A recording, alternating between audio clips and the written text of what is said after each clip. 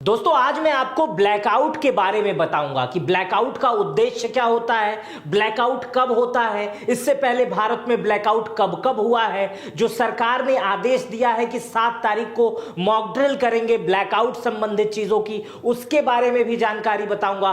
कुल मिला जुलाकर ये वीडियो आपके लिए बहुत इंपॉर्टेंट होने वाली है, क्योंकि जिस तरह की चहलकदमी इस समय बढ़ी है सरकार की, विपक्ष की, पाकिस्तान के तरफ, उससे लग रहा है कि आगे कुछ ना कुछ बड़ा होने वाला है। जिस तरह से कल अचानक जाके प्रधानमंत्री कार्यालय में राहुल गांधी ने मुलाकात की है, उसके बाद से प्रधानमंत्री के तरफ से लगातार बड़े बयान आ रहे हैं, पाकिस्तान की तरफ से तमाम ऐसे बात बोली जा रही है कि भारत कभी भी हमला कर सकता है। तो इससे नागरिकों की सुरक्षा बहुत जरूरी हो जाती है। अगर युद्ध की स्थिति बनती है तो दुश्मन देश से कैसे बचा जाए, ब्लैकआउट क्या होता है, मॉक ड्रिल क्या होता है, आप कैसे बच सकते हैं, इस वीडियो में आप बहुत आसान तरीके से समझेंगे और नॉलेज भी अपनी आपकी बढ़ेगी कि इससे पहले कब कब हुआ, क्या होता है ब्लैकआउट की स्थिति में। शायद हम वो जनरेशन होंगे दोस्तों जिन्होंने सब कुछ देखा है। आने वाले जनरेशन जब बहुत आगे निकल जाएगी तो उन्होंने वो बताएंगे कि इन सबों ने एआई देखा है,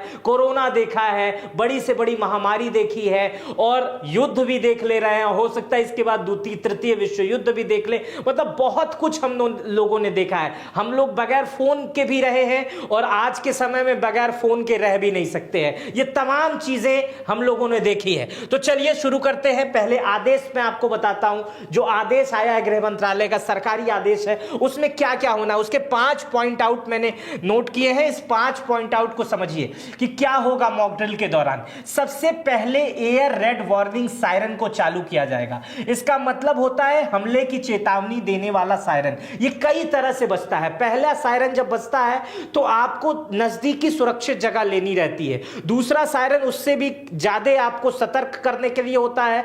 तीसरा सायरन बजने का मतलब है कि स्थिति अब ठीक नहीं है। तो ये सायरन की चीजें समझाई जाएंगी। इस तरह के मॉक ड्रिल होंगे। अगल बगल के तमाम न्यूज पोर्टल, अखबारों को उसमें शामिल किया जाएगा कि ज्यादा से ज्यादा लिख के बताए। स्कूल कॉलेजों में इसे कराया जाएगा, आपदा प्रबंधन विभाग इसे करेगा। आगे इसका जो पॉइंट नंबर 2 है, इसमें बताया जा रहा है कि नागरिकों और छात्रों को सिविल डिफेंस के बारे में प्रशिक्षित किया जाएगा ताकि उन्हें ट्रेनिंग पता चल सके। जैसे देखिए इन बच्चों को बताया जा रहा है कि अगर ऐसी स्थिति, आपात स्थिति आए तो सबसे पहले किसी मजबूत स्थिति का सहारा ले, अपने कान को बंद कर ले, घुटनों को बल आ जाए और सीट के नीचे छुप जाए, जिससे तमाम तरीके से आप सुरक्षित रह सकते हैं। अगर तेज आवाज होती है तो कान के पर्दे नहीं फटेंगे। अगर ऊपर से कुछ गिरता है, जैसे मान लीजिए कहीं कुछ दूर पर घटना होती है और ऊपर से आपका छत का प्लास्टर ही गिर गया, तो कम से कम ये सीट उसे रोक लेगा। यही है वो सायरन जो इस स्थिति में बजाया जाता है। हर शहरों में पुलिस लाइन से लेकर हर जगह ये सायरन होता है जो विकट स्थितियों में बजाया जाता है। तीसरा, क्रैश ब्लैकआउट का उपयोग बताया जाएगा। इसका मतलब है कि हमले के दौरान रोशनी बंद करने की स्थिति। इसी को मैं आगे बहुत विस्तार तरीके से समझाऊंगा, क्योंकि ये ब्लैकआउट द्वितीय विश्व युद्ध के दौरान और 1971 और 1965 में भारत में भी हुआ है। आगे उसको ठीक से समझाऊंगा, उसमें कौन कौन सी रोशनी किस तरह से बंद करनी है वो मैं आपको समझाऊंगा। महत्वपूर्ण प्रतिष्ठानों को छुपाने की व्यवस्था, जरूरी जगहों को दुश्मन से बचाने की व्यवस्था की ट्रेनिंग लोगों को दी जाएगी। जैसे आपके क्षेत्र में कोई बहुत महत्वपूर्ण प्रतिष्ठान है, जैसे ताजमहल ही है, तो ताजमहल को ढक दिया जाएगा। इससे पहले भी 65 और 71 में, 99 में भी शायद ताजमहल को ढक दिया गया था। महत्वपूर्ण प्रतिष्ठानों पे चूंकि हमले होते हैं तो महत्वपूर्ण प्रतिष्ठानों को ढकने की व्यवस्था बताई जाएगी और किस तरह से जो बड़ी बड़ी फैक्ट्रियां चल रही हैं उसको किस तरह से तुरंत बंद कर दिया जाए, लाइटें ना दिखाई दें, ऐसी व्यवस्था बताई जाएगी। निकासी योजना, एविकुएशन प्लान बताया जाएगा। एविकुएशन प्लान में यह होता है कि किस तरह से आपका स्थान एक दूसरे स्थान, सुरक्षित स्थान पे परिवर्तन हो, और इसकी पूरी रणनीति सरकार कल यानी 7 मई को मॉक ड्रिल के दौरान बताएगी। लेकिन ये तो कल बताया जाएगा। उससे पहले आइए मैं आपको ब्लैकआउट के विषय में बता दूं क्योंकि ये नया चैप्टर है, नया शब्द है। कल रात से ब्लैकआउट ब्लैकआउट ब्लैकआउट बहुत ज्यादा सुनने में आ रहा है। कैसे होता है ब्लैकआउट, इससे पहले ब्लैकआउट कब हुआ था उसी के बारे में जानकारी देते हैं। पहली बात तो ब्लैकआउट का उद्देश्य मैं बताता हूं। वर्तमान समय में ब्लैकआउट का कोई बहुत बड़ा ढिढोरा नहीं होगा, लेकिन चूंकि रडार सिस्टम है, रडार जैसे ही दुश्मन के हवाई जहाज आते हैं वैसे ही रडार ही उन्हें पकड़ लेता है। लेकिन उस समय चूंकि रडार इतने विकसित नहीं हुआ करते थे, इसलिए दुश्मन के हवाई जो हमले होते थे वो कहीं पर भी हो जाते थे और उसी दौरान ब्लैकआउट किया जाता था। ब्लैकआउट में बत्ती गुल, सब कुछ, नीचे कुछ दिखाई नहीं दे रहा है, इसलिए ऊपर से जब दुश्मन हवाई जहाज में बैठ करके जो लड़ाकू विमान था जिसमें वो तमाम तरीके के विस्फोटक पदार्थ रखते थे, जब वो नीचे देखते थे तो उन्हें कुछ दिखाई नहीं देता था। इस स्थिति में जो सरकारी आदेश होते थे वो क्या होते थे, उस समय के सरकारी आदेश में आपको बता रहा हूं, बाकायदा इसके लिए जुर्माना लगता था। ब्लैकआउट की स्थिति में क्या क्या करना होता था मैं आपको बता रहा हूं। घरों के लिए जो नियम थे अभी भी हो सकते हैं, ब्लैकआउट का जब नियम अगर आ गया, युद्ध हुआ तो ये नियम अभी भी आ जाएंगे। क्या होता था, सभी खिड़की और दरवाजों को भारी पर्दों से और कार्डबोर्ड या काले रंग से ढकना अनिवार्य होता था ताकि रोशनी बाहर मत जाए। जैसे आपके अंदर, घर के अंदर खिड़की है तो सबसे पहले जो बल्ब है उसको कम से कम वाट का रखना है, बहुत अच्छी स्थिति में ही जलाना है, ऐसा स्थिति में हमेशा नहीं जलते रहने देना है। दूसरा, जलते ही नहीं रहने देना, मतलब वो जलाना नहीं है, अगर कोई स्थिति हो तो ही जलाना है। और जो भी आपके खिड़की दरवाजे हैं उनको काले पर्दों से ढक देना है ताकि जो रोशनी है वो बाहर ना जाए, मतलब बाहर की बल्ब तो जलाना ही नहीं है, अंदर ढक देना है। और बहुत ज्यादा रोशनी आती है तो कार्डबोर्ड से।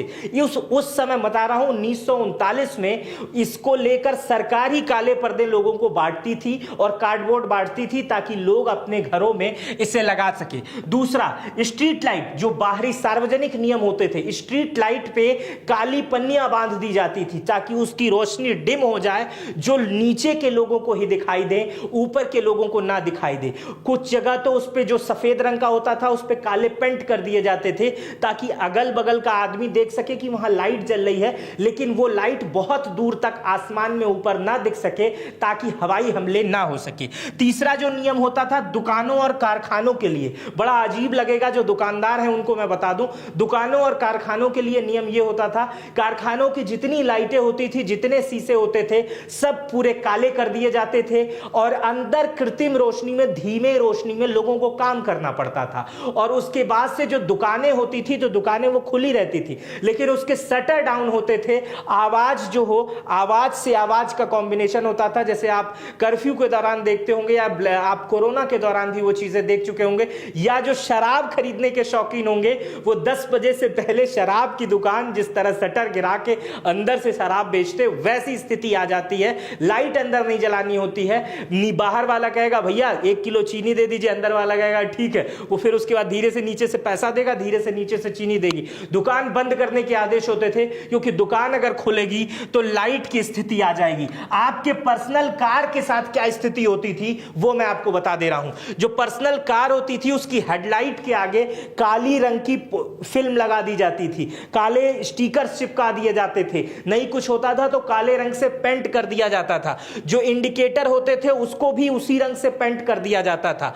कार के ऊपर अगर इस तरह की लाइटें हैं, जो कुछ लोग आजकल चलते नहीं है कि इस तरह की लाइट लगा लिए 4 ठो, इन सब लाइटों को निकाल के फेंकवा दिया जाता था। ये जो तमाम गाड़ियां आई हैं जिसमें लाइटें बहुत होती हैं, उस सारी लाइटों के ऊपर काले पेंट लगा दिए जाएंगे अगर ऐसी स्थिति आएगी तो। और उसके बाद से आपके जो इलेक्ट्रॉनिक कीज होंगे उसको उससे करने से उस पर रोक लगाई जाएगी कि वो ऑफ कर दीजिए और सीधे जाके चाबी से गाड़ी खोलिए, क्योंकि किसी तरह जैसे ही आप खोलते हैं तैसे एक आवाज आती है और रोशनी भी आती है, तो वो रोशनी भी अचानक उत्पन्न ना हो, ब्लिंक ना करे कुछ, इसलिए ऐसे नियम लागू किए जाते थे, समझिए। और स्पीड की सीमा जो है वो 32 की उस समय थी, और अगर इस समय भी आगे ऐसी स्थिति आएगी तो इस समय भी लगभग स्पीड सीमा 30 के आसपास या 32 के आसपास ही रख दी जाएगी। इसके पीछे कारण यह है क्योंकि हर जगह अंधेरा रहता था। अगर उस स्थिति में गाड़ियां तेज चलेंगी तो एक्सीडेंट भी होंगे। और उस समय जब ब्लैकआउट हुआ था सन 1939 के बाद, तो दूसरी विश्व युद्ध के समय, तो ब्लैकआउट के दौरान ब्लैकआउट की वजह से लगभग 1100 से 1200 लोगों की मृत्यु हो गई थी।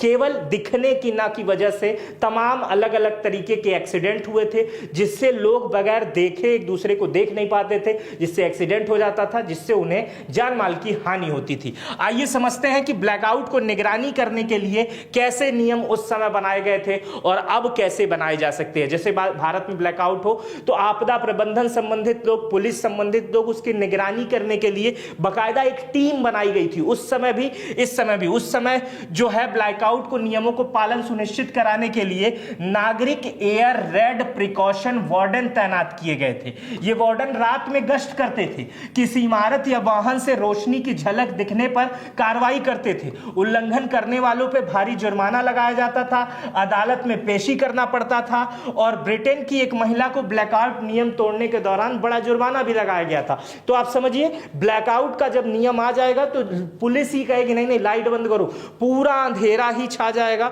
चारों तरफ अंधेरा, ताकि ऊपर से कोई भी सिस्टम, हमें कोई ड्रोन सिस्टम या कोई ऐसा सिस्टम ना देख सके, ताकि वो ऊपर से निगरानी करके ही चीजें गिरा दे। हालांकि ब्लैकआउट वर्तमान समय के परिदृश्य में कोई खास महत्व नहीं रखता है, इसीलिए 1999 में जो भारत पाकिस्तान युद्ध हुआ था उसमें ब्लैकआउट जो है वो कम है, लेकिन रिहर्सल में ब्लैकआउट जरूर किया जाता है। अभी कुछ दिन पहले पंजाब में ब्लैकआउट किया गया था, आगे मैं उस चीजों को भी समझाऊंगा, क्योंकि इस समय ऐसे सिस्टम आ गए हैं, रडार सिस्टम, जीपीएस सिस्टम। अब जीपीएस सिस्टम को समझ लीजिए, ड्रोन कैमरे में जीपीएस सिस्टम फिट कर दीजिए और उस जीपीएस सिस्टम के माध्यम से ड्रोन कैमरे को यहां से लेके 200 किलोमीटर दूर भेज दीजिए, अगर उसमें बैटरी हो, वो ठीक उसी जगह पर जाकर गिरा देगा सामान या जो भी आप कहेंगे वो गिरा देगा, जिस जगह पे आपने नेविगेशन सेट की होगी, जिस जगह पे आपने मैप को सेट किया होगा, उसी जगह पर जाकर वो ठीक से गिरा देगा। तब उसके लिए लाइट और ये तमाम चीजें छोटी पड़ जाती हैं, क्योंकि उसे लाइट की जरूरत नहीं पड़ती है, वो जीपीएस के सहारे चलता है। जिस तरह से आप कोई भी चीज, लाइट दिखे या ना दिखे, आप मोबाइल में अगर आपको दिल्ली से मुंबई जाना है तो आपने दिल्ली से मुंबई का मैप लगा लिया, तो ऐसा तो है नहीं कि लाइट नहीं है तो मैप नहीं दिखाएगा, क्योंकि वो तो रडार सिस्टम से है, वो तो सैटेलाइट सिस्टम से है।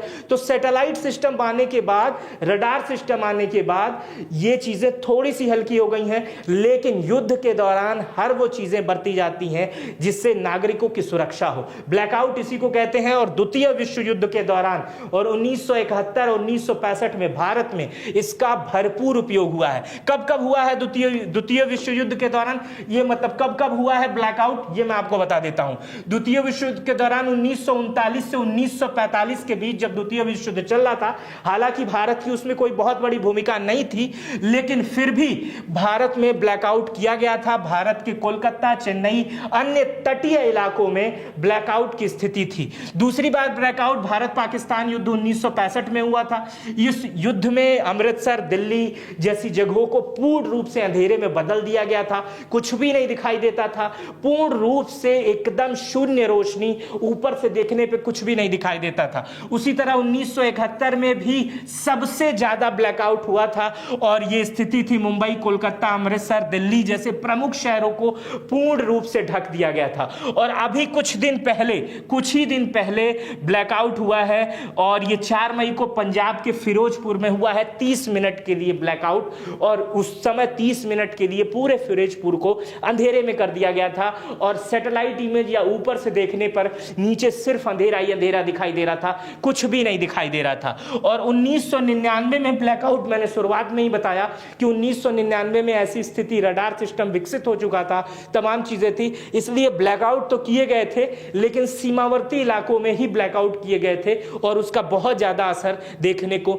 नहीं मिला था। लेकिन वर्तमान समय में जो 7 मई को मॉक ड्रिल किया जा रहा है पूरे देश में, पूरे देश के कोने कोने में, जिसमें स्कूल से लेके तमाम तरीके के स्वयंसेवी संस्थाओं को भी शामिल किया जाएगा, एनडीआरएफ को शामिल किया जाएगा और तमाम अन्य दलों को भी शामिल किया जाएगा, लोगों को यह बताने के लिए कि अगर युद्ध जैसी स्थिति आती है तो आप किस तरह से सुरक्षित रहेंगे। मैंने शुरुआत में बताया कि इतनी बड़ी बड़ी बैठकें हो रही हैं, विपक्ष और पक्ष के नेता मिल रहे हैं, देश में तमाम तरीके की बयानबाजी हो रही है, दिन भर चैनल वही सब दिखा रहे हैं। आज तो शेयर मार्केट भी नीचे थोड़ा सा गिर गया है, तो लोगों के मन में कहीं ना कहीं अब ये भावना आ गई है कि कभी भी कुछ भी हो सकता है और भविष्य तो किसी ने नहीं देखा है। मेरा नाम मित्र प्रकाश है और एक सवाल आपके बीच में छोड़ के जाता हूं, आपको क्या लगता है कि भविष्य में भारत पाकिस्तान का युद्ध होगा? अगर होगा तो भी जवाब दीजिएगा, नहीं होगा आपको जो लग रहा है वही जवाब दीजिएगा, कमेंट बॉक्स में जवाब दीजिएगा।